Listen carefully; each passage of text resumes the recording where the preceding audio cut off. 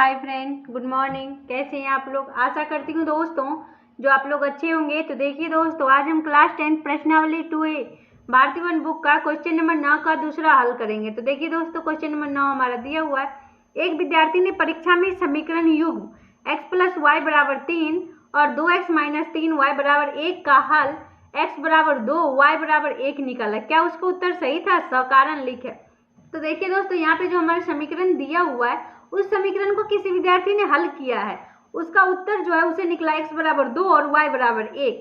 अब हमें कह रहा है ये उत्तर सही है या गलत, ये पता कीजिए आप। और अगर गलत है तो वो सकारण लिखिए, अगर सही है तो उसका भी उत्तर सकारण लिखना है। तो चलिए दोस्तों, हम इसे हल करके दिखाते हैं।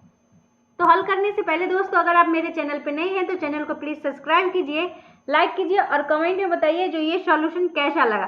तो देखिए दोस्तों, सबसे पहले हमारा समीकरण क्या दिया हुआ है, तो यहाँ पे दिया हुआ है x + y = 3 और दूसरा जो समीकरण है वो हमारे क्या दिया हुआ है, 2x - 3y = 1। अब दोस्तों देखिए, दो समीकरण है तो हम इसको समीकरण 1 मान लेते हैं और दूसरा समीकरण को हम समीकरण 2 मान लेते हैं।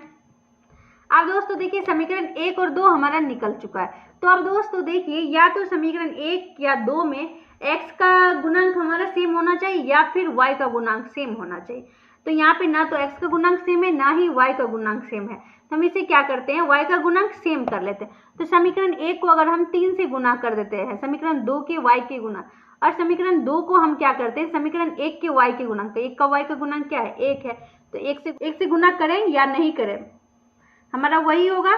तो देखिए, हम यहाँ पे गुना कर लेते हैं। 3 को x से गुना करेंगे 3x + 3 को y से गुना करेंगे 3y = 3 × 3 = 9। अब इसको हम 1 से गुना करेंगे 2x करेंगे तो ये हो जाएगा 2x - 3y = 1।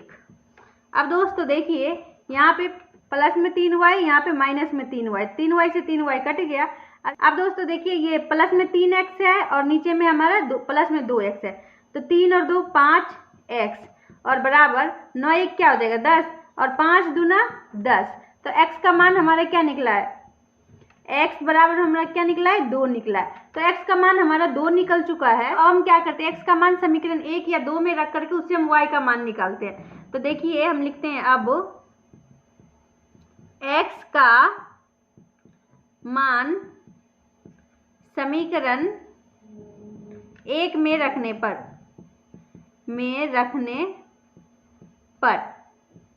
अब दोस्तों देखिए, समीकरण 1 हमारा क्या है, x + y = 3 और x का मान हमें रखना है। तो x का मान 2 निकला है, 2 + y = 3। y बराबर क्या हो जाएगा, y बराबर हमारा क्या निकलेगा, 3 और यहाँ पे प्लस में 2 है, इधर आएगा तो -2। तो y बराबर 3 में से 2 जाएगा तो 1 निकला है। तो देखिए दोस्तों, यहाँ पे जो विद्यार्थी है उसका भी हल हमारा क्या निकला है, x = 2 और y = 1, और वही आंसर हमें भी निकला है। मतलब जो है वो विद्यार्थी ने जो हल किया है उसका उत्तर क्या है, सही है।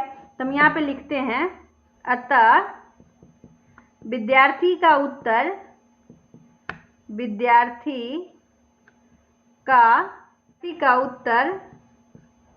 सही है, क्योंकि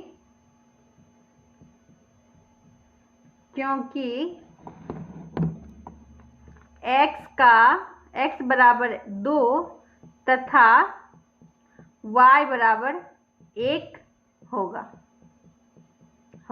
तो ये हमारा आंसर हो गया दोस्तों। तो अगर ये वीडियो आपको पसंद आई हो तो लाइक एंड सब्सक्राइब जरूर करें दोस्तों। बाय।